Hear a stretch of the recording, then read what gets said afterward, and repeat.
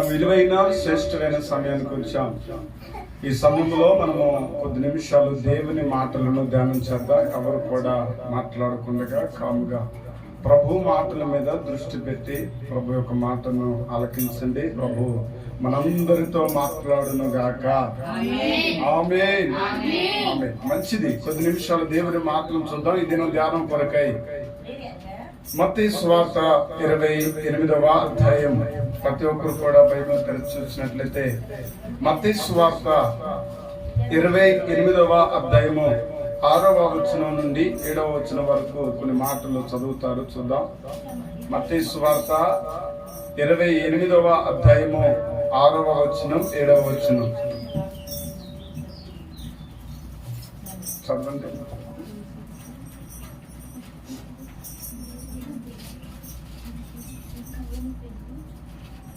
మత్తయి సువార్త 28వ అధ్యాయము 6వ వచనం 7వ వచనం.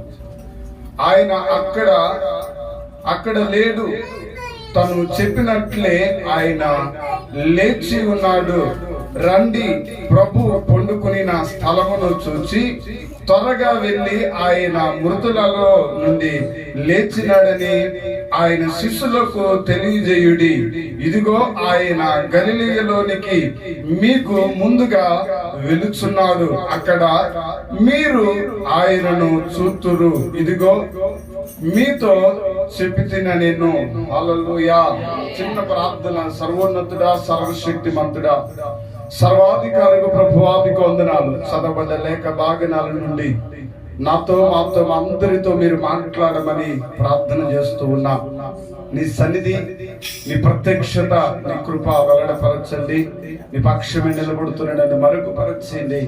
నీ నోటి మాట నాని ప్రభా, అదే నీ నోటి మాటగా నన్ను మీరు వాడుకోనండి.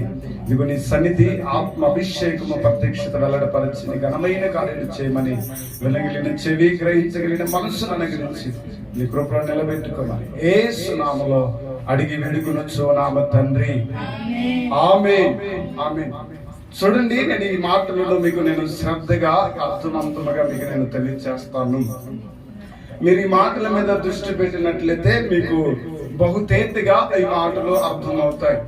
ఇప్పుడు చదవబడ్డ ఈ మత్తయి సువార్త 28వ అధ్యాయము 6-7 వచనాలను మనము చదివా.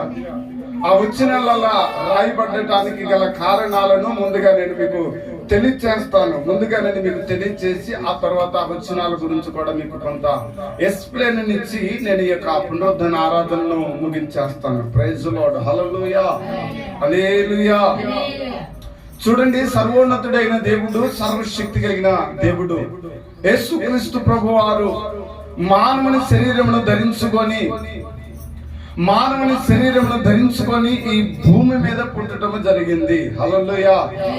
పుట్టిన దేవుడు మనందరి పాప పరిహారార్థ బలి ఆయన అర్పించబడి ఆఖరి రక్తము బొట్టు వరకు తన రక్తమును చిందించి ఉన్నాడు.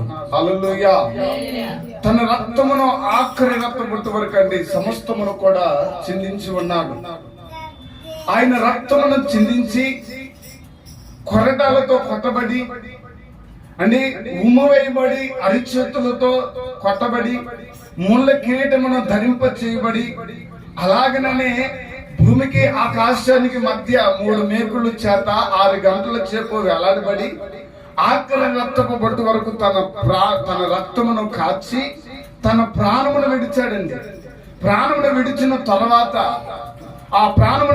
తర్వాత ఆయనను దాదాపుగా నెక్స్ట్ డే విశ్రాంతి దినమని, నెక్స్ట్ డే వాళ్ళకి యూదులకు పండగ దినమని, ఆ పస్కా దినమని, ఆ రోజు ఉంచడానికి వీల్లేదు, ఈ రోజే శిలువ మీద నుంచి తీసివేసి సమాధి చేసేయాలి అని వారు ఆలోచన కలిగి ఉన్నారు. ఎవరు? యూదులు ఆలోచన కలిగి ఉన్నది ఏంటంటే ఆయన శిలువ మీద ఇంకా అలాగ ఉండటం వీల్లేదు, ఎందుకంటే రేపు పస్కా పండగ కాబట్టి విశ్రాంతి దినం కనుక ఏ శవము కూడా అక్కడ ఉండటానికి, శిలువ మీద ఉండటానికి వీలు లేదు. కాబట్టి ఆయన ఈ శుక్రవారం రోజే చచ్చిపోవాలి అని చెప్పేసి ఆయన సెలవు వేశారు. ఆ తర్వాత దాదాపుగా ఆయన 9ంటికి సెలవు వేశారు.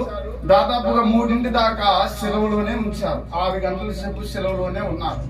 6 గంటల సేపు సెలవులో ఉన్న తర్వాత జరిగిన సంభవం ఏంటంటే, ఇక నెక్స్ట్ డే ఆ 3 దాటిన తర్వాత మరలా వారు చీకటి పడితే ఆ నెక్స్ట్ డే మరి విశ్రాంతి దినం కనుక దాంట్లోని కొనసాగించడానికి ఇబ్బంది అవుతుంది కనుక ఒకవేళ వాళ్ళు బతుకున్నా చంపివేయండి అనే ఆలోచన కలిగి ఉన్నారండి. అయితే వాళ్ళు వచ్చి చూశారు, సమాధి ఆ శిలువ దగ్గరకు వచ్చి చూస్తే ఆ దొంగలిద్దరు కొంచెం కొను ప్రాణంతో ఉండగా వాళ్ళని కాళ్ళ మీద కొట్టి చంపేశారు. ఆటోమేటిక్ గా సెలవు వేసిన వాడిని, శ్రమ పెట్టిన వాడిని ఆ కాళ్ళ మీద కొడితే ఆటోమేటిక్ గా చచ్చిపోతాడండి. అయితే వాళ్ళు కూడా ఏం చేశారంటే తను సెలవు వేశారు కాబట్టి ఆ 2 దొంగలు కూడా కాళ్ళ మీద కొట్టేసి చంపేశారు. ఈ లోపల యేసుక్రీస్తు ప్రభు వారిని కూడా చూస్తే ఆయన అప్పటికే మరణించి ఉన్నాడు. 3 గంటలకే మరణించి ఉన్నాడు. మరణించిన తర్వాత ఆయన బ్రతికి ఉన్నాడా లేదని ఆ ఒక బల్లెము తీసుకొని ఆయన పొట్టలో ఒక పక్క టెంపులో పడటం జరిగింది. అప్పటికి ఆయనలో ప్రాణం లేదు, చనిపోయాడు. ఆయనలో ఉన్న ఆ నీళ్లు, రక్తము, ఆఖరి బొట్టు కూడా చెల్లించబడింది. Praise lord. అయితే ఆయన మరణించాడు అని చెప్పేసి ఇప్పుడు ఆయన ఆ శిలువ మీద నుంచి దింపివేశారండి. దింపివేసిన తర్వాత జరిగిన సంభవం ఏంటంటే, ఈయనని దింపివేసిన తర్వాత ఈయనని ఒక ప్రత్యేకమైన సమాధిలో పెట్టారు. ఒక ప్రత్యేకమైన సమాధిలో పెట్టారు. చూడండి, చనిపోయిన వారిని బాతి పెట్టిన తర్వాత మరలా అక్కడ సెక్యూరిటీగా లేకపోతే సమాధిని ఒక సపరేట్ గా చేసి చూస్తారా? ఇప్పుడు మనం ఒక మనిషి చనిపోయాడు అనుకోండి, ఆ మనిషిని తెచ్చిపోయి సమాధిలో పెట్టాం. సమాధిలో పెట్టిన తర్వాత మరలా అక్కడ సెక్యూరిటీని పెడతామా మనం? ఎందుకు? చనిపోయి ఇంకా సెక్యూరిటీ ఎందుకు? అంతే కదా. ఇప్పుడు మనిషి చనిపోయిన తర్వాత సెక్యూరిటీ అవసరం లేదు. అయితే యేసుక్రీస్తు ప్రభు గురించి జరిగిన సంభాషణ ఏంటంటే, ఆయన ప్రత్యేకమైన ఒక కోటలో, ఒక తోటలోని ఒక కోటను ఆయన సమాధిగా చెక్కబడటం జరిగింది. దాంట్లోని ఆయన పెట్టారు. పెట్టిన తర్వాత ఆయన ముందుగానే చెప్పాడు, నేను 3వ దినాన చేస్తాను. అయితే ఇప్పుడు ఆయన ఒకవేళ ఎవరైనా వచ్చి దొంగలించకపోతారేమో, ఎవరిని? యేసు ప్రభు వారిని ఎవరైనా వచ్చి దొంగలించకపోతారేమో, దొంగతనం చేస్తారేమో, తీసుకుపోతారేమో అని ఒక పెద్ద రాయి డొల్లిచ్చారండి. పెద్ద రాయి ఆ దాంట్లోనికి తీసుకువెళ్ళి ఒక పెద్ద రాయి డొల్లిచ్చారు. ఎందుకంటే బయటికి రాకుండా ఉండటం కోసం. ఆ పెద్ద రాయి డొల్లించిన తర్వాత దానికి తాళం కూడా వేశారు. దానికి తాళం వేసిన తర్వాత బయట సెక్యూరిటీని పెట్టారండి. ఎందుకు అనంటే ఎవరైనా పోతారని సెక్యూరిటీని కూడా పెట్టడం జరిగింది. ఈ సెక్యూరిటీని పెట్టారు. అంత అయిపోయింది. ఆయన శుక్రవారం రోజు మరణించారు. శుక్రవారం మరణించి ఆ శుక్రవారం రోజు సాయంత్రము ఆయన సమాధిలోనే ఉన్నారు. శనివారము సాయంత్రం వరకు కూడా సమాధిలో ఉన్నారు. ఆదివారము ఉదయము 3 గంటలకు ఆయన సజీవుడ ఏకుజామునే లెగిశాడు. హల్లెలూయా, హల్లెలూయా. ఆయన మరణాన్ని జయించి పునరుత్థానుడై లేచిన దేవుడైన. ప్రైజ్ లార్డ్, హల్లెలూయా, హల్లెలూయా. ఇక్కడ జరిగిన సంభవం ఏంటంటే, ఇప్పుడు ఆయన లెగిశాడు. ఆయన లెగిసి ఉన్నాడు. ఆయన లెగిసి ఉంటే ఇక్కడ జరిగిన, ఇప్పుడు మనం చదివిన సందర్భాన్ని నేను మీకు వివరిస్తానండి. నేను ఇప్పుడు దాకా చదివినంతా 27వ వచనంలో అంతా మీకు చెప్పాను. 28వ వచనం వచ్చేసరికి ఏమైందంటే, ఇప్పుడు ఆయన చనిపోయారు. ఆయనని శిలువ వేసి మరణించిన తర్వాత సమాధిలో పెట్టారు. ఇప్పుడు సమాధిలో పెట్టిన తర్వాత ఆ మధ్యలేని మరియను, ఆ యాకోబు తల్లి అయిన మరియా, వీళ్ళిద్దరు కూడా సమాధి అద్దకు వెళ్ళారు. ఎక్కడికి? సమాధి అద్దకు వెళ్ళారు. సమాధి అద్దకు వెళ్ళి వారు చూస్తూ ఉన్న సందర్భంలో వారికి ఒక దేవదూత కనబడుతుంది. రాయి దొరిలించబడి ఉన్నది. యేసు ప్రభు వారు అక్కడ లేరు. అక్కడున్న ఆ యొక్క కాపలా కాసే వారికి కూడా అర్థం కావలేదు. వాళ్ళు భయపడి పారిపోయారండి. ఆ దేవదూతను చూసినప్పుడు వాళ్ళు భయపడి పారిపోయారు ఎటున్నట్టు. ఇప్పుడు ఎవరు అక్కడ లేరు. ఈ మధ్యలేని మరియా, అలాగనే యాకోబు తల్లి అయిన మరియా, వీళ్ళిద్దరూ కూడా యేసు ప్రభు పాతి పెట్టిన ఆ సమాధి దగ్గరికి వెళ్ళారు. ఆ సమాధి దగ్గరికి వెళ్ళినప్పుడు ఆ సమాధిలో ఎవరున్నారంటే ఒక 2 దేవదూతలు ఉన్నారు. హల్లెలూయా. ఎవరున్నారు? ఒక 2 దేవదూతలు ఉన్నారు.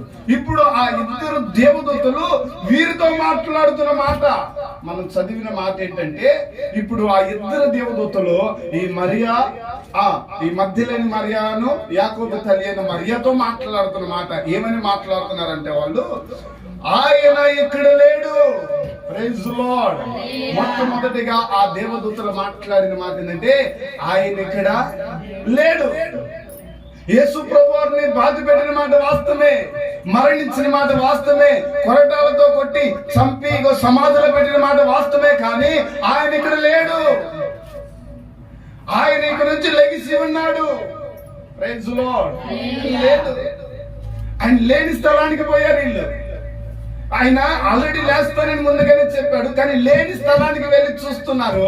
ఇప్పుడు వాళ్ళతో దేవదూత అంటున్న మాట ఆయన ఇక్కడ లేడు. ఆయన లేడయ్యా ఇక్కడ, ఆయన లేపబడి ఉన్నాడు, ఆయన లేడు ఇక్కడ అనే విషయాన్ని దేవదూతలు చెప్పారండి.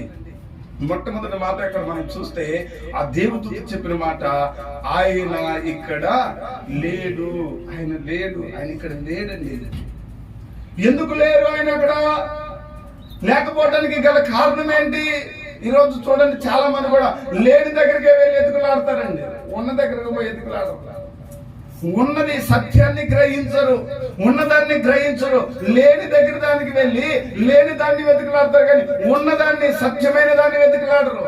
ఈ మరియ మాటతో కూడా అలాగే చేస్తున్నారు. ఆల్రెడీ ఆయన చెప్పారు లేస్తానని, కానీ ఇప్పుడు వాళ్ళు మరలా సమాధి దగ్గరికి వెళ్ళి యేసు ప్రభువారిని చూస్తున్నారు. యేసు ప్రభువారు ఏరి అని ఆ సమాధి దగ్గరికి వెళితే అక్కడ చెప్తున్న మాట ఆయన అక్కడ లేడు. ఎందుకు లేడు అని అంటే ఆ పైన చదివితే 28:1 చదివితే, విశ్రాంతి దినము గడిచిపోయిన తరువాత ఆదివారము ఆయన తెల్లవారుచుండగా మగ్దలేని మరియయు వేరొక మరియయు సమాధిని చూడవచ్చిరి. ఆయన చూడండి, తెల్లవారుచుండగా ఆయన అక్కడ లేడంట. మగ్దలేని మరియను, తర్వాత ఎవరు? మరియా, వేరొక మరియయు సమాధి దగ్గరకు వచ్చి చూస్తున్నారంట. అంటే వీళ్ళు చూస్తున్నారు, వీళ్ళకి నమ్మకం లేదు. ఆయన సమాధిలోనే ఉంటాడు, సమాధిలోనే పాతి పెట్టబడ్డాడు అనేది వాళ్ళ ఆలోచన అంతా కూడా. అందుకే ఈ మరియా అలాగనే ఈ మగ్దలేని మరియా వీళ్ళిద్దరూ కూడా వెళ్ళి సమాధి కాడ చూస్తూ ఉన్నారు. సమాధి కాడికి పోయి చూస్తే అక్కడ యేసు ప్రభువారు లేరు.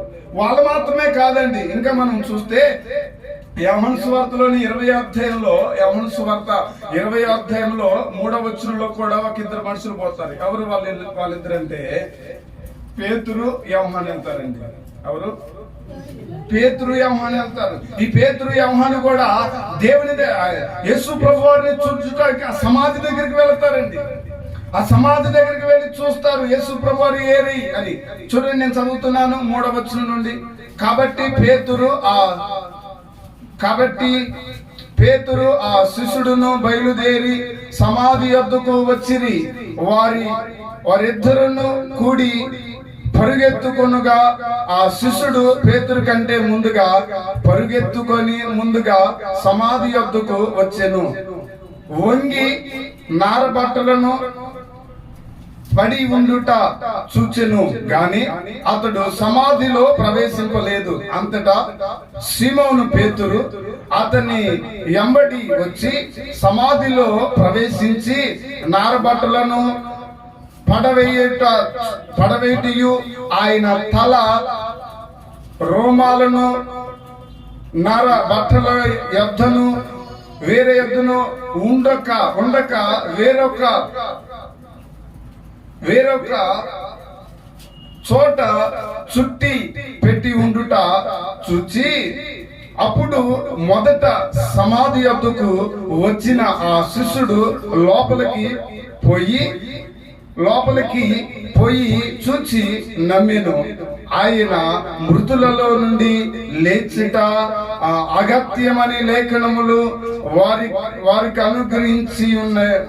అనుగ్రహింపబడి ఉండెను. హల్లెలూయా. వారికి లేఖనములు ముందుగానే అనుగ్రహించబడి ఉంది, కానీ వాళ్ళు అనుగ్రహించట్లేదు, వాళ్ళు గ్రహించట్లేదు అన్నమాట. అంటే ఆయన ఆల్రెడీ ముందుగానే లేస్తానని ఆయన లేఖనాలు చెప్పారు. ఇప్పుడు లేని స్థలం దగ్గరికి వెళ్ళి ఈ పేతురు, యోహాను చూస్తున్నారు. లేని స్థలం దగ్గరికి వెళ్ళి పేతురు అలాగనే మధ్యలేని మరియయు వేరొక మరియయు చూస్తున్నారు. వీరు ఏం చూస్తున్నారంటే సమాధి దగ్గరికి వెళ్ళి చూస్తున్నారు. యేసు ప్రభువారు సమాధిలో ఉన్నారేమని. కానీ అక్కడ పోతే దేవదూత చెప్తుంది ఆయన ఇక్కడ లేడు, ఆయన ఇక్కడ లేడు. తర్వాత అంటాడు తను చెప్పినట్లే ఆయన లేచి ఉన్నాడు. తను ముందుగానే చెప్పాడు, చెప్పినట్లే ఆయన లేచి ఉన్నాడు. మీరు ఎందుకు సమాధి దగ్గరకు వచ్చి చూస్తున్నారు? మీరు సమాధి దగ్గరికి రావటం ఎందుకు? ఆయన మీతో ముందుగానే చెప్పలేదా? మీకు ముందుగానే తెలియచేయలేదా? ఆయన లేస్తానని, ఆయన 3వ దినాన లేస్తానని విషయం చెప్పాడు కదా. మనకి ఆ మాటలు మత్తయి సువార్త 16వ అధ్యాయం 21వ వచనంలో ఉంటది. 3వ దినమున లేచి పెద్దలకని, అధికారులకని, అంటే శాస్త్రులకి, వీళ్ళందరికీ అప్పగించబడి ఆయన 3వ దినమున లేస్తానని ఆయన ముందుగానే చెప్పాడు. మత్తయి సువార్త 16వ అధ్యాయం 21వ వచనంలో ఆయన చెప్పినట్లుగానే ఆయన 3వ దినమున అక్కడ నుండి లేవటం జరిగింది. అంత మాత్రమే మరొక రిఫరెన్స్ కూడా మనం చూస్తే అదే మత్తయి సువార్త 17వ అధ్యాయం 23వ వచనంలో చూస్తే 3వ దినమున ఆయన లేఖనములు 3వ దినమున ఆయన లేచునని వారితో చెప్పగా, వారితో చెప్పొచ్చు 3వ దినమున లేస్తానని అక్కడ కూడా చెప్పాడు. అంటే శిష్యులతో ముందుగానే ప్రభు, శిష్యులతో ముందుగానే యేసు ప్రభు వారు హల్లెలూయా చెప్పారా లేదా? చెప్పారా? ఉందా మాటలు? ఉన్నప్పుడు వాళ్ళు ఏం చేయాలి? ఇప్పుడు సమాధి కాడికి పోవాలా? ఎందుకు పోకూడదు అని అంటే ఆయన ముందే చెప్పారు. ఆయన చెప్పకపోతే నిజంగానే యేసు ప్రభు చచ్చిపోయారు, 3వ రోజు అని పోయి కొద్దిగా చూసి వద్దాము, చిన్న దినమో పెద్ద దినమో చేసి వద్దాం అనుకుంటే తప్పులేదు. అవునే కదా? ఇప్పుడు ఏ మనుషుడైనా చూడండి, ఏ మనుషుడైనా నేను 3వ దినాన్ని నేను లేస్తాను అని చెప్పినోడు ఉన్నాడా భూమి మీద? లేడు. చచ్చిపోయారు అంతతోటి వాళ్ళకి చిన్న దినాలు పెద్ద దినాలు. కానీ యేసు ప్రభు వారు అలా కాదు కదా. యేసు ప్రభు వారు ముందే చెప్పారు, నేను మరణిస్తాను మీ కొరకు, మరణించిన నేను 3వ దినాన సజీవుడై లేస్తాను, సజీవుడిని సంచరిస్తాను అనే విషయాన్ని ముందుగానే యేసు ప్రభు వారు తెలియజేశారు. ఇప్పుడు యేసు ప్రభు వారు తెలియజేసినప్పుడు ఆయన మాటల మీద వారు దృష్టి ఉంచారు కదా. ఆయన మాటల మీద దృష్టి లేకుండా ఈ సమాధి దగ్గర బయటలాడుతున్నారండి. ప్రైజ్ లార్డ్, హల్లెలూయా. ఆయన సజీవుడై లేచాడు. ఆయన అక్కడ లేడు. ఆ దేవదూత చెప్తున్న మాట అదే, అయ్యా ఆయన ఇక్కడ లేడు, ఆయన సజీవుడై లెగిచి ఉన్నాడు అనే విషయాన్ని అక్కడ తెలియజేస్తూ ఉన్నాడండి. తర్వాత అంటాడు అదే మత్తయి సువార్తలోని 28వ అధ్యాయంలోని 6వ వచనంలో మనం చూస్తే అక్కడ అంటున్న మాట ఏంటంటే, ఆయన ఇక్కడ లేడు, తను చెప్పినట్లే ఆయన లేచి ఉన్నాడు. రండి, ప్రభు పండుకుని నా స్థలము చూచి త్వరగా వెళ్ళి ఆయన మృతులలో నుండి లేచాడని ఆయన శిష్యులకు తెలియజేయడి. ఏమన్నాడు ఇక్కడ? మళ్ళా దేవదూత ఏం చెప్తుందంటే ఆయన మృతుల నుండి లెగిసినాడని విషయాన్ని శిష్యులకి. మీరెందుకు మృతులలో ఎదుగులాడుతున్నారు? ఆ లోక సువార్తలో కూడా అదే మాట్లాడుతుంది దేవదూత. లోక సువార్తలోని 24వ అధ్యాయం 5వ వచనంలో అంటే, మీరెందుకు సజీవుడైన దేవుణ్ణి మృతుల్లో ఎదుగుతున్నారు? ఆయన మృతుల్లో లేడు, ఆయన సజీవుడై ఉన్నాడు, ఆయన సజీవుడై లేచాడు, ఆయన సజీవుడై సంచరిస్తూ ఉంటే మీరెందుకు మృతుల్లో వచ్చి ఎదుగులాడుతున్నారు? ఆయన మృతుల్లోనే లేడు, ఆయన తిరిగి లెగిచి ఉన్నాడు, తిరిగి లేచి ఉన్నాడండి. ఇగో మనం యోహాను సువార్త 10వ అధ్యాయం 17వ వచనం చూస్తేనండి, అక్కడ యేసు ప్రభు వారు చెప్తున్న మాట ఏంటంటే, ఇదిగో ప్రాణము పెట్టుటకు నాకు అధికారం కలదు, దాన్ని మరలా తీసుకోవటానికి నాకు అధికారం కలదు. నేను ప్రాణం పెట్టగలను, మరలా తీసుకోగలను, నాకు అధికారం ఉంది. అక్కడ శ్రేష్టమైన మాటలు రాస్తాడండి. చూడండి యోహాను సువార్తలోని అక్కడ చెప్తారు, యోహాను సువార్తలోని 10వ అధ్యాయం చూడండి. 10వ అధ్యాయంలోని యేసు ప్రభు వారు మాట్లాడిన మాట 10వ అధ్యాయము 17 నుండి చూడండి.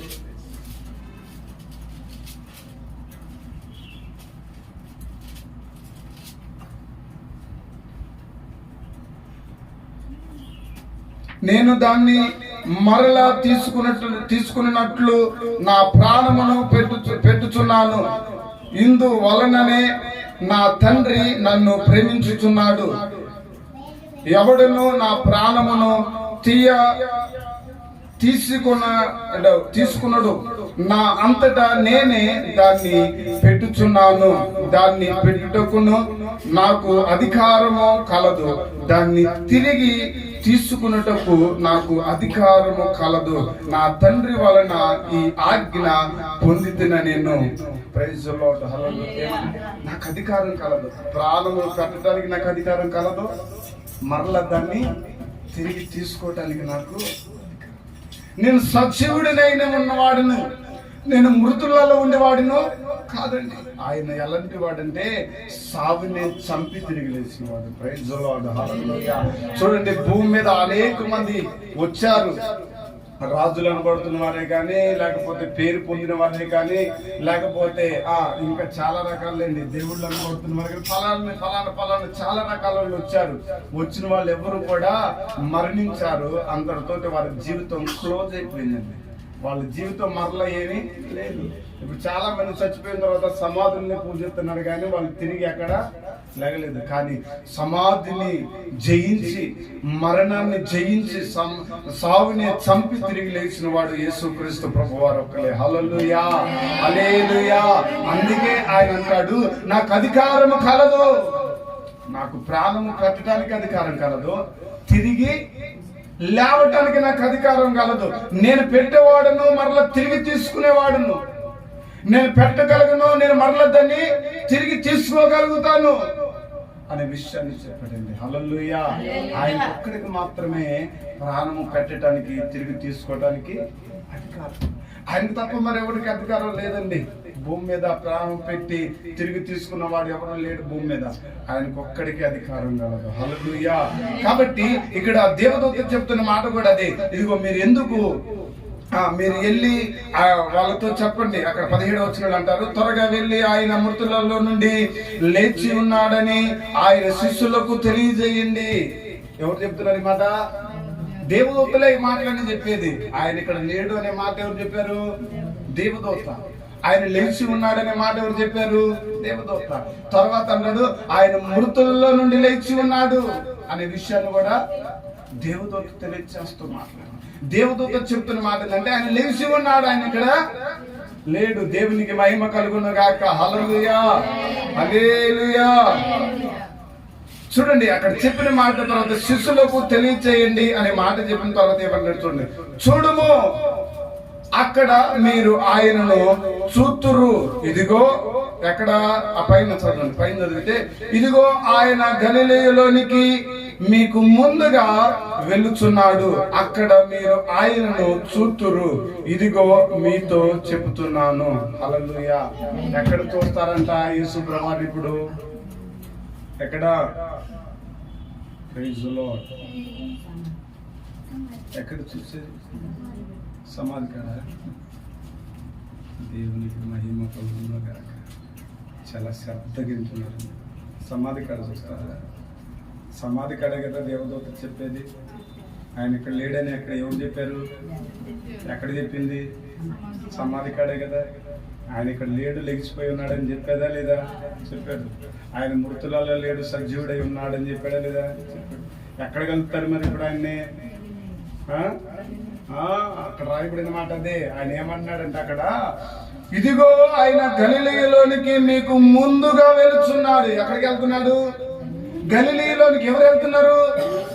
యేసు ప్రభువారు ఈ శిష్యులతో చెప్పబడిన మాట ఏంటంటే, అయ్యా శిష్యులారా, మీరు సమాధి దగ్గరకు వస్తున్నారు, సమాధి దగ్గర ఎదుగులాడుతున్నారు. ఓ మరియా, మార్తా, మీరు లేని దగ్గరకు వచ్చి సమాధి దగ్గర ఆయన ఎదుగులాడుతున్నారు. ఆయన ఇక్కడ లేడు.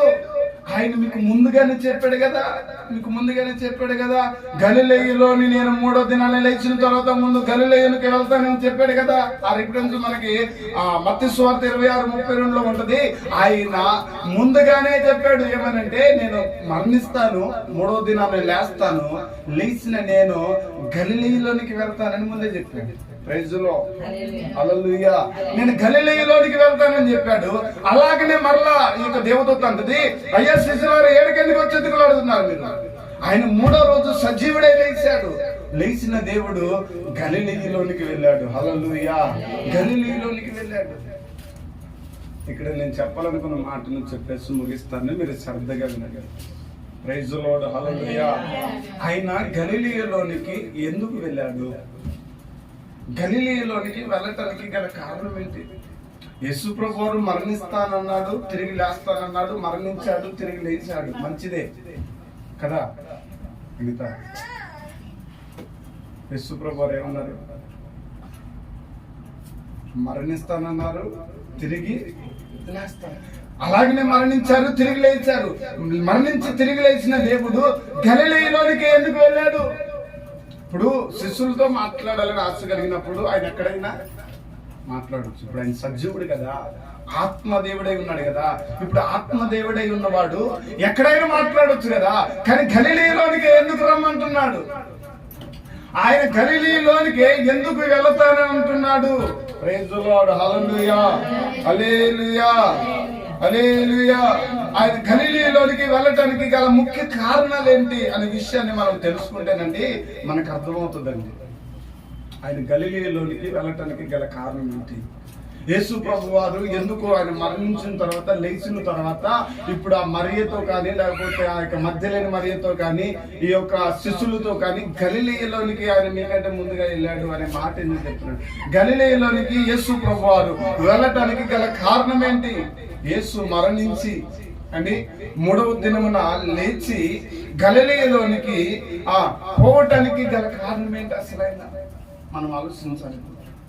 ఆయన గలిలయలోనికి వెళ్ళడానికి గల కారణం ఏంటి? ఇప్పుడు వాళ్ళతో మాట్లాడాలనుకుంటున్నాడు, వాళ్ళతో ఉండాలి అనుకున్నాడు యేసు ప్రభువారు. అప్పుడు ఎక్కడైనా మాట్లాడొచ్చా, మాట్లాడకూడదా? మాట్లాడొచ్చా? మాట్లాడొచ్చుగా. ఇప్పుడు నేను మాట్లాడాలనుకున్నప్పుడు ఇప్పుడు నేను అమితాతో మాట్లాడదాం అనుకున్నాను, ఇక్కడ మాట్లాడొచ్చు కదా. మరలా ఏదో చోటకి రా మాట్లాడతా నేను అనాల్సినంత అవసరం ఏంటి? లేదు కదా. మాట్లాడాలనుకున్నప్పుడు ఎక్కడైనా మాట్లాడొచ్చు. యేసు ప్రభువారికి మాట్లాడటానికి అధికారం కలదు, ఆయన ఎక్కడైనా మాట్లాడగలరు. కానీ మరి అక్కడికే రండి అని మాట్లాడటానికి గల కారణం ఏంటి? గలిలయలోనికి రండి అనే మాట అర్థం ఏంటి? ఆయన ముందుగానే ఆయన గలిలయలోనికి వెళ్ళటం ఏంటి? ఏ కూర్జాముని లాంగనండి ఆయన వెళ్ళింది అక్కడికంట గలిలయలోనికి. తెల్లవారుజామున లేవగానే ఆయన ఎక్కడ సమాధిలో లేడు. తెల్లవారుజామున లేవగానే ఆయన తన శిష్యుల దగ్గరికి వెళ్ళలేదు. తెల్లవారుజామున లేవగానే తన యొక్క మరియా, మార్తా తల్లి కాడికి, వాళ్ళ కాడికి పోలా. ఆయన ఎక్కడికి వెళ్ళాడంటే గలిలయలోనికి వెళ్ళాడు. ఆయన గలిలయలోనికి వెళ్ళటానికి గల కారణం చాలా విషయాలు ఉన్నాయండి. గలిలయలోనికి వెళ్ళాలి అనే ఉద్దేశం చాలా విషయాలు ఉన్నాయి. నేను ఆ విషయాలు మీకు అర్థమయ్యేలాగా చెప్తాను. ఇప్పుడు ఆయన లేచిన తర్వాత, లేచిన వాడు 3వ దినాన మరణాన్ని జయించి లేచిన దేవుడు గలిలయలోనికి వెళ్ళడానికి గల కారణం ఏంటంటే యేసుక్రీస్తు ప్రభువారు మానవుని శరీరము ధరించుకొని ఈ భూమి మీద పుట్టిన తర్వాత అండి, ఈ భూమి మీద పుట్టిన తర్వాత 33.5 సంవత్సరాలు బ్రతికిన తర్వాత సేవ ప్రారంభించినప్పుడు, ఎవరు? యేసుక్రీస్తు ప్రభువారు సేవ ప్రారంభించినప్పుడు, ఆయన సేవ ప్రారంభించిన తర్వాత బాప్తిస్మం పొంది మొట్టమొదటిగా ఆయన ప్రయాణమై వచ్చిన ఊరెవరంటే గలిలయ ప్రాంతం. హల్లెలూయా. 40 దినాలు బాప్తిస్మం పొంది ఉపవాసం ఉన్న దేవుడు 40 దినాలు ఉపవాసం ఉండిన తర్వాత ఆయన ప్రయాణం మీద వచ్చిన దేశం ఎక్కడికి అంటే గలిలయ. ఆ మాట చూడండి. మత్తయి సువార్త 4వ అధ్యాయం, మత్తయి సువార్త 4వ అధ్యాయము 16వ వచనం. మత్తయి సువార్త 4వ అధ్యాయము 16వ వచనం నేను చదువుతున్నాను చూడండి. మత్తయి సువార్త 4వ అధ్యాయము 16వ వచనం కింద 3వ లైన్ నుండి చదువుతున్నాను. జబులోను దేశమును, నప్తాలి దేశమును, యోర్దానుకు అవలనున్న సముద్ర తీరమున అన్ని జనులు నివసించు గలిలయ ఆ చీకటిలో కూర్చొని ఉండి ప్రజలకు గొప్ప వెలుగు చూచిరి. ప్రజలు గొప్ప వెలుగు చూసిరి. మరణ ప్రదేశములోను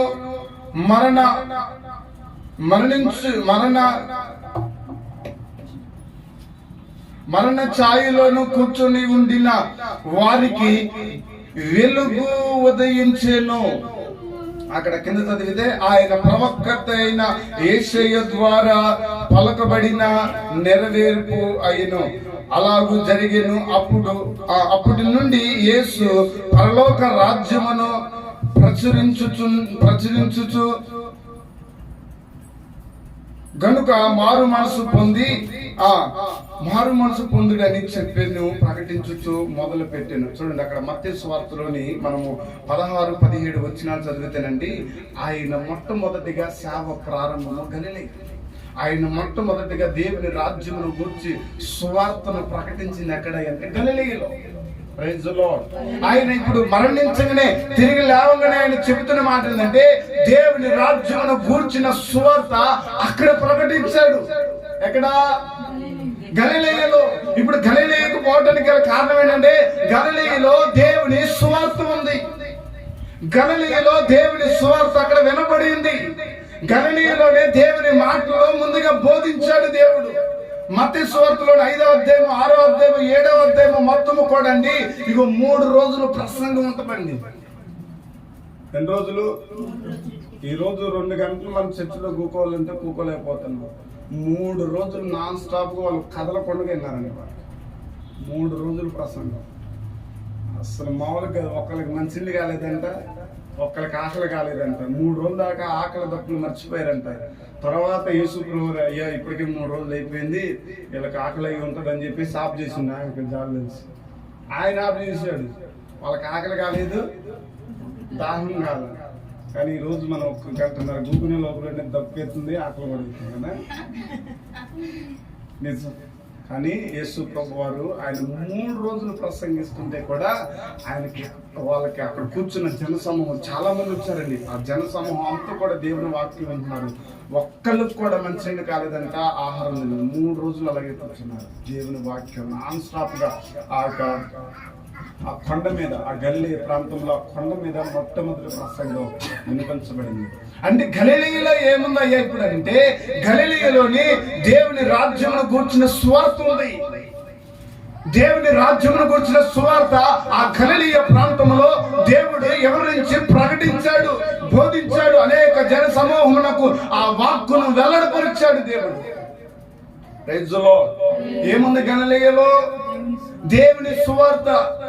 నిజమే, ఈరోజు దేవుని సువార్త ఎక్కడ ఉంటుందో అక్కడే దేవుడు ఉంటాడు. ఈరోజు దేవుని సువార్త లేకుండా అన్ని ఏదో కామెడీలు, జోకులు, లేకపోతే మరొకటి ఏదో ఉంటే అక్కడ దేవుడు ఉండడు. అర్థమవుతుందా మీకు? గలిలయలోనికి దేవుడు రావడానికి గల కారణం ఏంటంటే, అక్కడ దేవుని సువార్త ఉంది.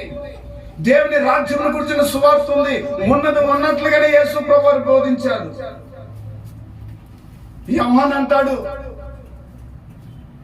యోహాను ప్రకటిస్తూ అంటాడండి, ఈ యొక్క బాప్టిస్టు యోహాను సువార్తలోని బాప్టిస్టు యోహాను వచ్చినప్పుడు, ఓ సర్ప సంతానమా అని మాట్లాడుతూ బోధిస్తాడండి.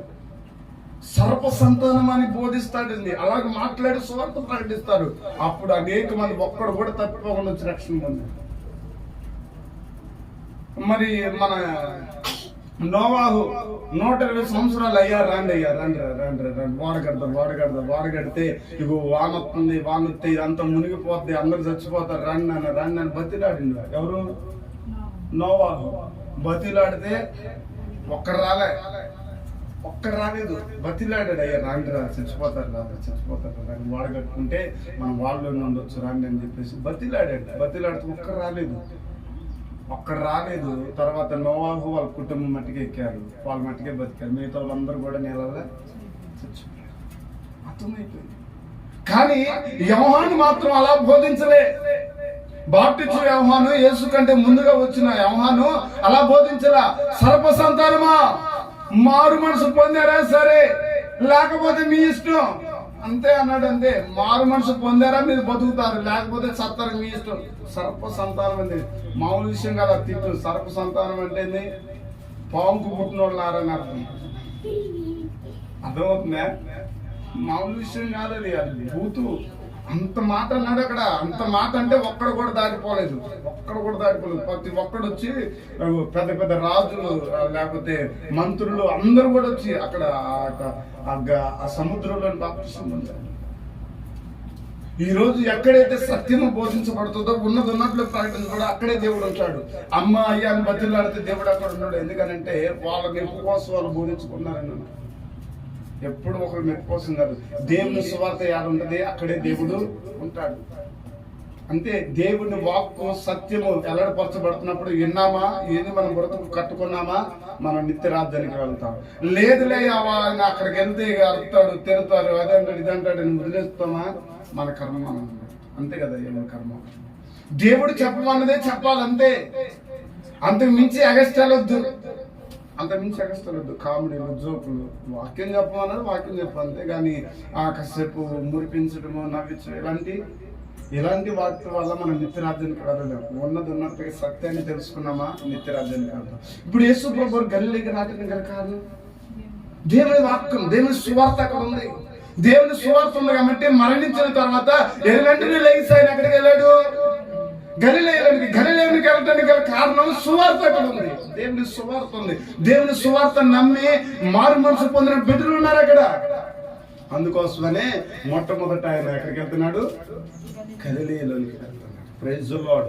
మనం సత్య సువార్తలు ఎక్కడైతే మనం కొనసాగపడతామో, ఎక్కడైతే సత్య సువార్తలు మనం ముందుకు వెళ్తామో అప్పుడే మనము దేవుడు మనతో ఉంటాడు. హల్లెలూయా. సత్య సువార్తలు మనం లేకపోతే, సత్య సువార్త లేకపోతే మనము ఉండం. సత్య సువార్త లేకపోతే మనం అక్కడ ఉండం. దేవుడు మనతో ఉండడం. దేవుడు మనతో ఉండాలి అని అంటే మనలో సత్య సువార్త ఉండాలి. వార్త అంటే ఏంటి? సువార్త అంటే ఒక మంచి శుభవార్త, మంచి వార్త అని అర్థం. ఆ శుభవార్త ఎవరిలో ఉంటుందో వాళ్ళలోనే దేవుడు ఉంటాడు. అసలు శుభవార్త లేకపోతే దేవుడు ఉంటాడు. ఇప్పుడు గలిలే రావడానికి గల కారణం అక్కడ వార్త ఉంది, శుభవార్త ఉంది. అందుకే ఆయన మొట్టమొదటిగా గలిలేలోనికి వచ్చాడు. రెండవది, ఆయన గలిలేలోనికి రావడానికి గల కారణం ఏంటి చూడండి. అదే మత్తయి సువార్తలోని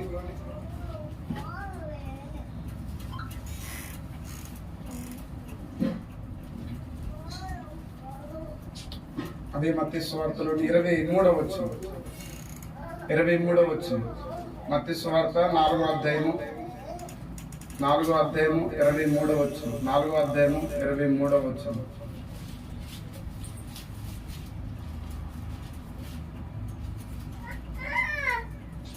యేసు వారి జన సమూహములతో బోధించుచు దేవుని రాజ్యమును గూర్చిన సువార్త ప్రకటించుచు ప్రజలలోని ప్రతి వ్యాధిని, రోగములను స్వస్థపరచుచు గలిలయ అంతటా సంచరించెను. Praise the Lord. హల్లెలూయా, హల్లెలూయా. ఇక్కడ ఇందాక మనం చదివిన వార్తలోనేమో వెలుగు ఉన్నది. ఎక్కడుంది? ఇప్పుడు మనం ఇదే మత్తయి సువార్త 4వ అధ్యాయము 17వ వచనం, 16, 17 వచనాలలోనేమో దేవుని వెలుగు గలిలయలో ఉంది. ఏముంది? దేవుని వెలుగు ఉంది. ఇక్కడ మనం చదివిన ఈ మత్తయి సువార్త 23వ వచనంలో ఏముంది? దేవుని సువార్త ఉంది. ఇక్కడ ఫస్ట్ దేవుని సువార్త ఉంది. తర్వాత రెండోది ఏముందంటే గలిలయలో దేవుని వెలుగు అక్కడ ప్రకాశించబడిందంట. అంటే దేవుని మహిమను వాళ్ళు చూశారు అక్కడ, దేవుని తేజస్సును చూశారు అక్కడ, దేవుని ప్రభావమును ఆ గలిలయలో చూశారు. ఆయన వెలుగు అక్కడ ఉన్నది.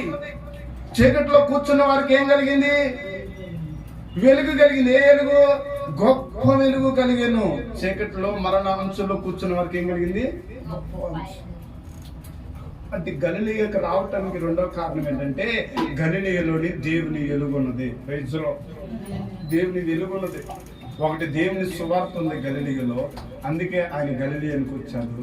రెండవదిగా దేవుని వెలుగు గలిలయలో ఉన్నది. ఆయన వెలుగు ప్రకాశించింది గలిలయలోనే.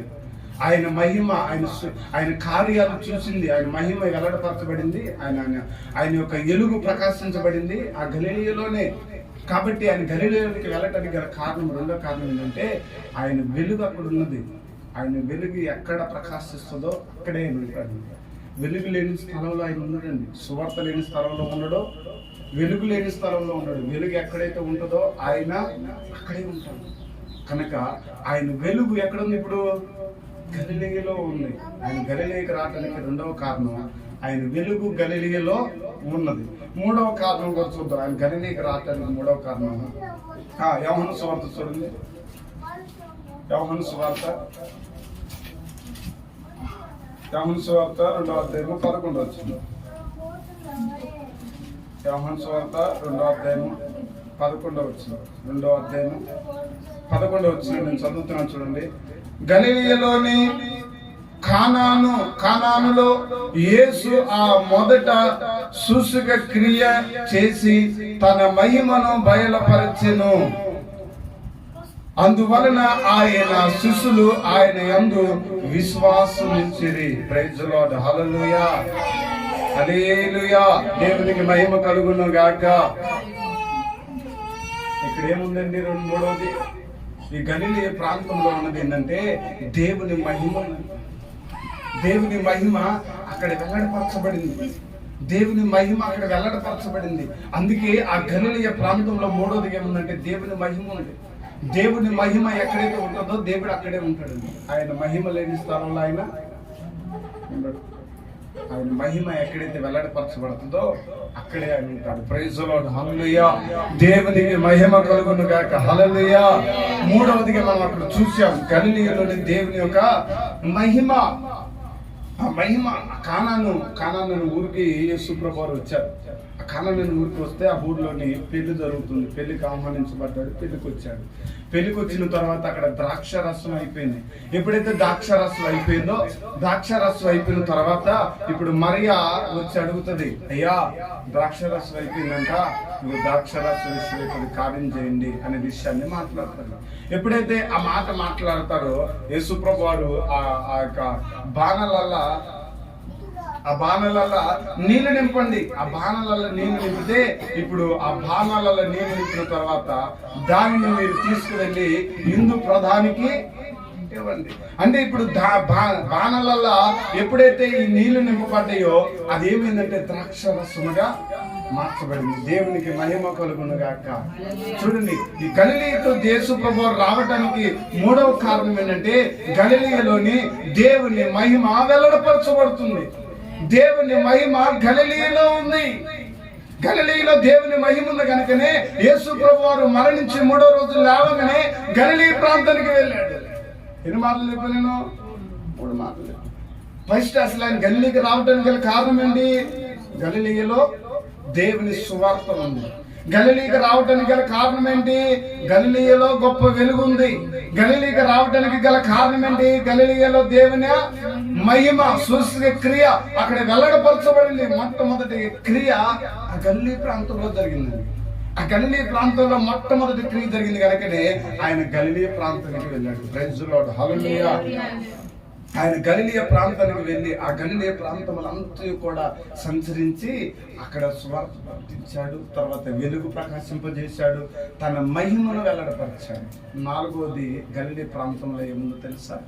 శ్రేష్టమైనది ఉందండి. 4వది చూడండి. ఆ 4వది నేను చెప్పి ముగిస్తాను. చూడండి, మత్తయి సువార్త 17వ అధ్యాయం.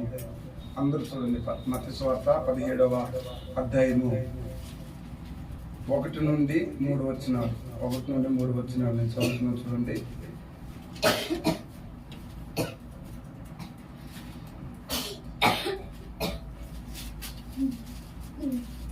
6 దినములైన తర్వాత యేసు పేతురును యాకోబును అతని సహోదరుడైన యోహానును వెంటబెట్టుకొని పోయి ఎత్తైన ఒక కొండ మీదికి ఏకాంతముగా పోయి వారి ఎదుట రూపాంతరము పొందెను. Praise the Lord. ఆమేన్. హల్లెలూయా, హల్లెలూయా. ఏం జరుగుతుంది ఇక్కడ? మొదటి వచనంలోనే రూపాంతరము పొందెను. గలిలయలో ఏముందో తెలుసా? రూపాంతరం ఉంది. రూపాంతరం అనగా మారు మనసు, తిప్పబడే అనుభవం, మార్చబడే అనుభవం. రూపాంతరం అనగా మార్చబడే అనుభవం, జీవితాలు మార్చబడే అనుభవం, బ్రతుకు మార్చబడే అనుభవం, ఆయన రూపంలోనికి మార్చబడే అనుభవం. యేసు ప్రభువారు ఆ గలిలయ ప్రాంతంలోని ఆ కొండ మీదకి ఎక్కినప్పుడు యోహానుని అలాగే యాకోబుని అలాగే పేతురుని తీసుకొని యేసు ప్రభువారు ఆ కొండ మీదకి ఎక్కినప్పుడు మొట్టమొదటిగా జరిగింది ఏంటంటే ఆయన రూపాంతరం చెందాడంట. ఎవరు? యేసు ప్రభువారు రూపాంతరం చెందాడు. యేసు ప్రభు రూపాంతరం చెందిన తర్వాత అక్కడ 2వ వచనంలో ఉంటది, ఆయన ముఖము సూర్యుని వలె ప్రకాశించుచు ఆయన వస్త్రములు తెల్లవలే ఎలుగు వలె తెల్లవాయేను. ఇదిగో మోషేయు ఏలియాయు వారికి కనబడి ఆయనతో మాట్లాడుచుండిరి. ఏం చేస్తున్నారు? మోషే, ఏలియా యేసు ప్రభువుతో మాట్లాడుతున్నారు. అంటే వాళ్ళ రూపం అక్కడ అవ్వబడుతుంది. అంటే యేసు ప్రభు కొండెక్కారు, కొండ మీద ఉన్నారు. ఆ కొండ మీద ఉన్నప్పుడు రూపాంతరం చెందారు. తన ముఖం మారిపోయింది, తన వస్త్రాలు దగదగ మెరిచిపోతున్నాయి. ఇప్పుడు ఆ మెరిచిపోతున్న ఆసనంలో ఆయన రూపాంతరం చెందిన తర్వాత ఇప్పుడు ఆయనకి మోషే, ఏలియా అవ్వబడుతున్నారు. యెరూషలేములో జరగబోయే విషయాలు ముందుగానే బయలుపరచబడ్డాయి. హల్లెలూయా. నిజమండి, యెరూషలేములో జరగబోయే విషయాలన్నీ కూడా ముందే బయలుపరచబడతాయి. గలిలయకు రావటానికి గల కారణం ఏంటంటే అక్కడ అది రూపాంతరం పొందు స్థలం. అది గలిలయ ప్రాంతం మామూలు ప్రాంతం కాదు, రూపాంతరం పొందు స్థలం అది. అంటే గలిలయ ప్రాంతంలోని ఇదిగో వాళ్ళ యొక్క స్థితి మార్చబడిన స్థలం. ఇప్పుడు మనం రూపాంతరం చెందకపోతే మనం ప్రకాశించలేం, దేవుడు మనలో ఉండలేడు.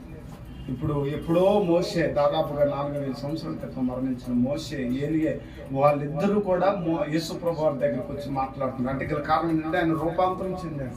రూపాంతరం చెందిన తర్వాత ఆయనతో మాట్లాడు. ఈరోజు నీవు నేను మనము రూపాంతరం చెందుతున్నావా? యేసు ప్రభువు వారు మనతో మాట్లాడాలి, మన గురించి ముందుగానే తెలియచేయాలి, మన ముందు జరగబోతున్న విషయాలు ముందుగానే బయలుపరచబడాలి. ఆ జరగాల్సినవి, జరుగుతున్నవి, జరగబోయే విషయాలు వెల్లడిపరచబడాలి అనంటే ముందుగానే మనం రూపాంతరం పొందగలుగుతున్నామా? మనం రూపాంతరం పొందేమా అసలు అంటే ఆ మాట మనం చెప్పలేమండి. కానీ గలిలయ ప్రాంతంలో ఏముందంటే రూపాంతరం చెందే అనుభవం ఉందండి, మార్చబడే అనుభవం ఉంది, ఆ బ్రతుకు మార్చబడే అనుభవం ఉంది, రూపం మార్చబడే అనుభవం ఉంది. ఒకప్పుడు మనం పాపులు అభాగ్యులు అయి ఉండొచ్చు, కానీ రూపాంతరం అనగా పరిశుద్ధపరచబడతారు. మనం ఒకప్పుడు దొంగలమై ఉండొచ్చు, కానీ రూపాంతరం అనగా ఆ దొంగతనం నుంచి విడిపించబడి ఇదిగో మనం పరిశుద్ధులుగా మార్చబడతాం. ఆయన ప్రత్యక్షతను మనం చూస్తాం, ఆయన తేజస్సును మనం చూస్తాం, ఆయన ప్రకాశవంతమైన వెలుగును మనం చూడగలుగుతాం.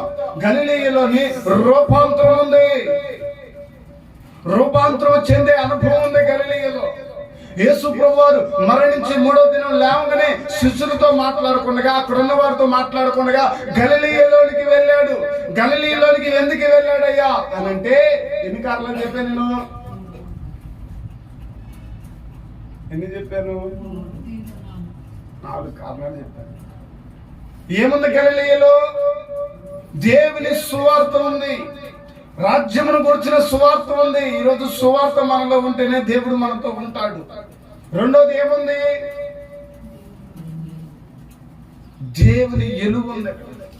ఆయన ప్రకాశవంతమైన వెలుగు మొట్టమొదటిగా అక్కడ వెల్లడిపరచబడింది. ఆ గల్లీ ప్రాంతంలో అందరూ చీకట్లో మరణపు అంచుల్లో కూర్చొని ఉంటే దేవుని వెలుగు వారి మీద ప్రకాశించింది. అంటే గలిలయలో దేవుని వెలుగు ఉంది.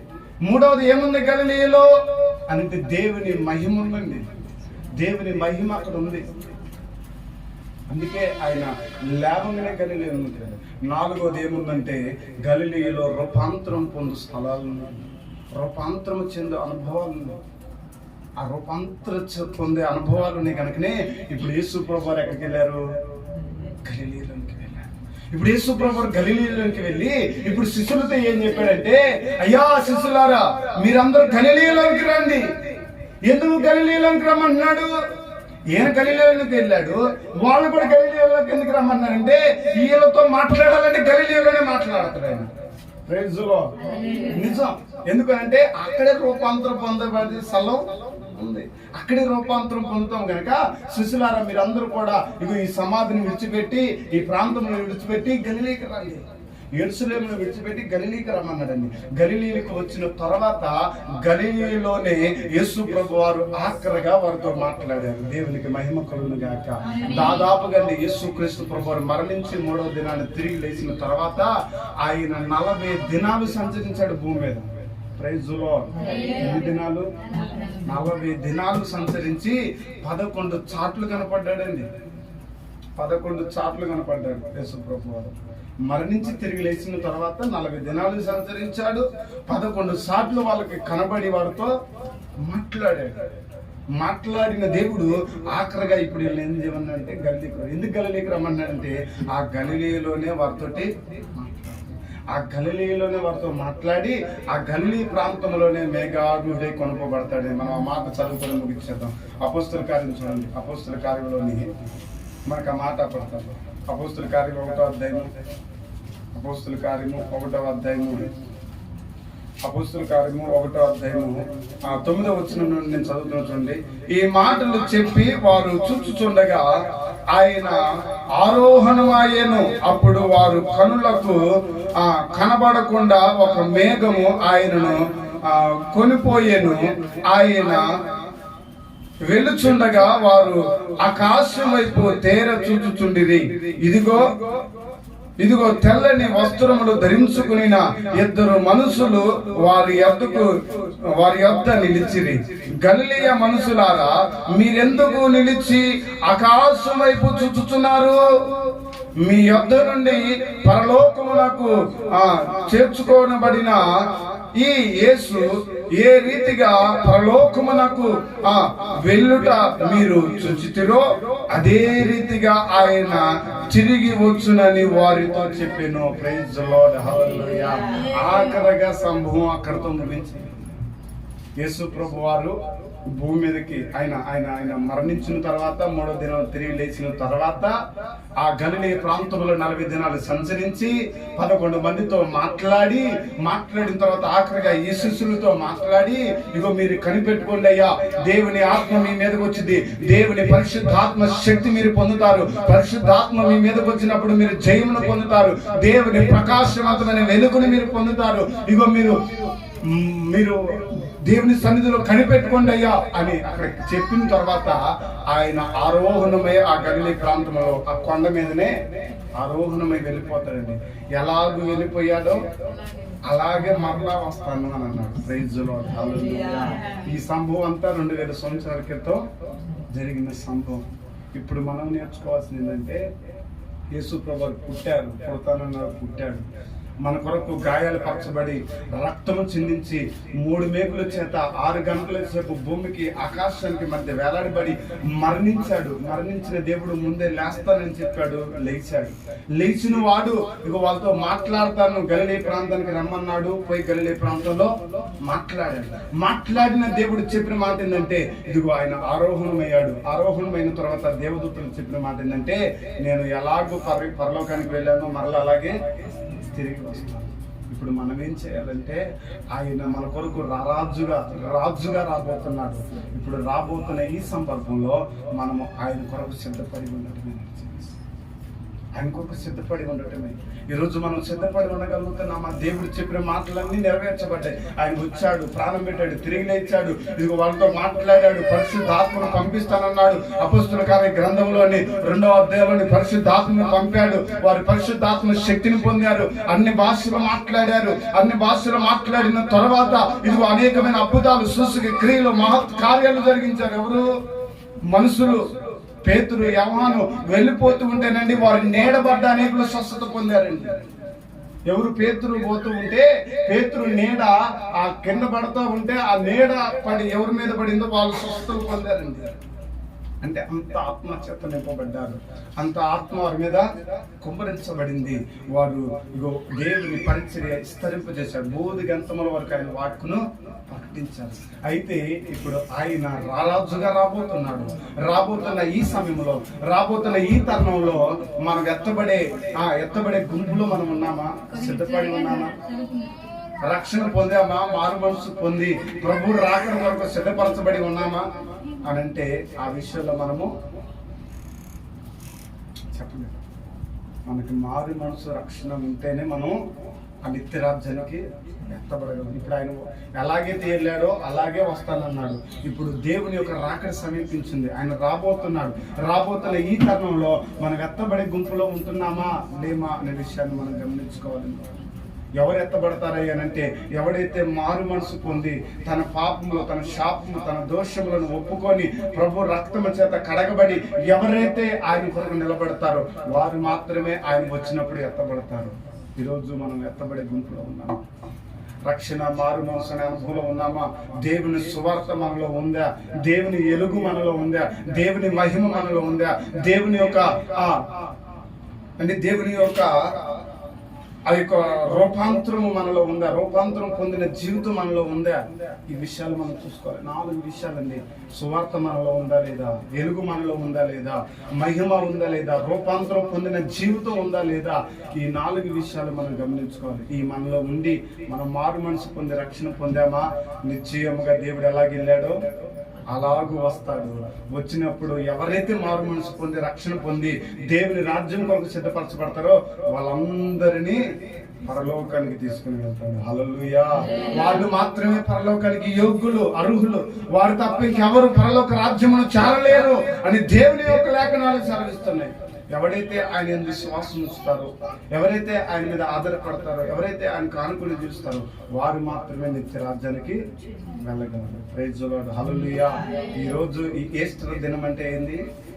దేవుడు 3వ రోజున సజీవుడై లేచిన వాడు గలిలయలోనికి వెళ్ళాడు. వెళ్ళిన వాడు ఏం చేశాడు అనే విషయాన్ని నేను చెప్పాను. ఆయన వెళ్ళిన దేవుడు తన సువార్త అక్కడ ఉంది, అందుకే అక్కడికి వెళ్ళాడు. తన మహిమ అక్కడ ఉంది, అక్కడికి వెళ్ళాడు. తన వెలుగు అక్కడ ఉంది, అక్కడికి వెళ్ళాడు. అక్కడ రూపాంతరం పొందు స్థలం కనుక అక్కడికి వెళ్ళాడు. ఈరోజు మనము కూడా రూపాంతరం చెందాలి. ఇప్పుడు మనం కూడా దేవుని మహిమ మనలో ఉండాలి, దేవుని వెలుగు మనలో ఉండాలి, దేవుని సువార్త మనలో ఉండాలి. అప్పుడు మనము కూడా రూపాంతరం చెంది దేవుని ఎదుటికి మనం వెళ్ళగలుగుతాం. హల్లెలూయా, హల్లెలూయా. ఈ అనుభవాలు మనలో ఉన్నాయా లేవా అని గమనించుకుంటూ చిన్న ప్రార్థన చేసుకుందాం. ఈ మాటలు దేవుడు దీవించును గాక.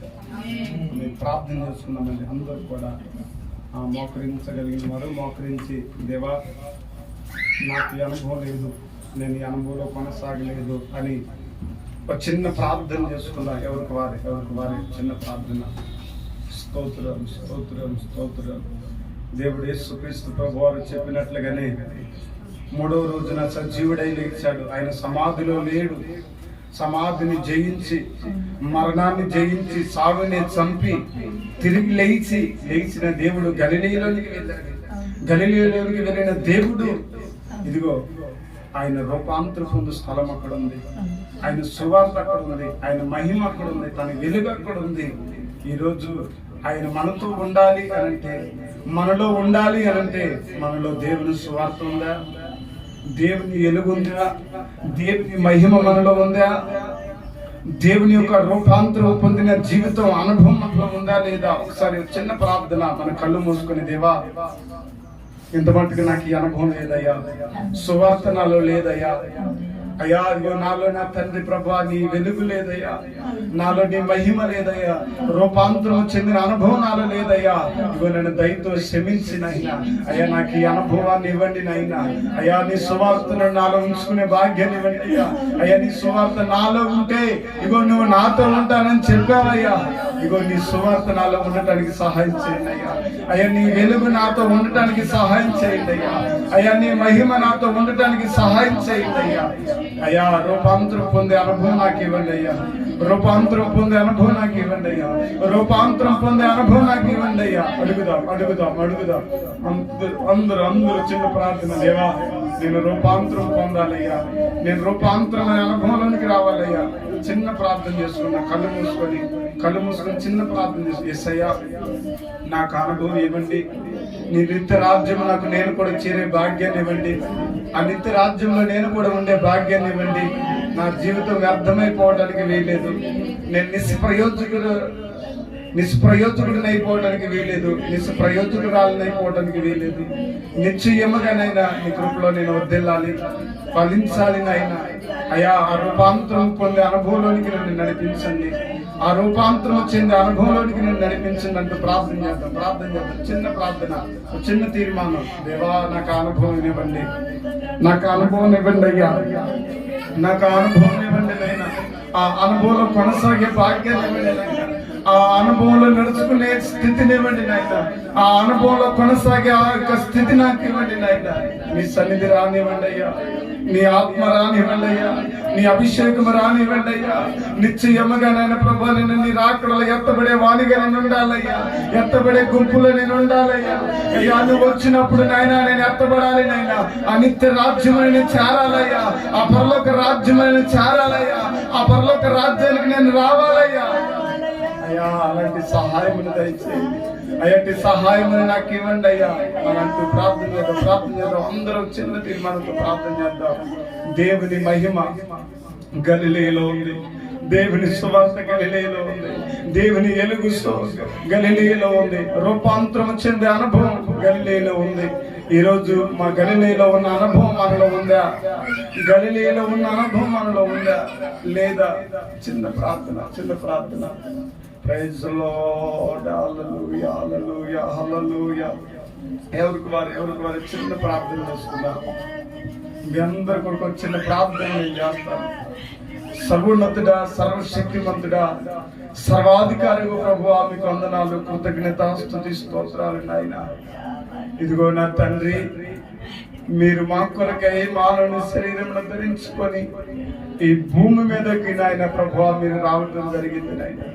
అయా ఈ భూమి మీదకి వచ్చిన నీవు అయా మా దోషములు, మా పాపములు, మా పొరపాట్ల నిమిత్తమై అయా గాయపరచబడి, కొట్టబడి, శిలవ వేయబడి, మరణించి 3వ దినాన్ని తిరిగి లేస్తానని చెప్పిన నీవు అయా సజీవుడివై 3వ దినాన్ని తిరిగి లేచావు నాయనా.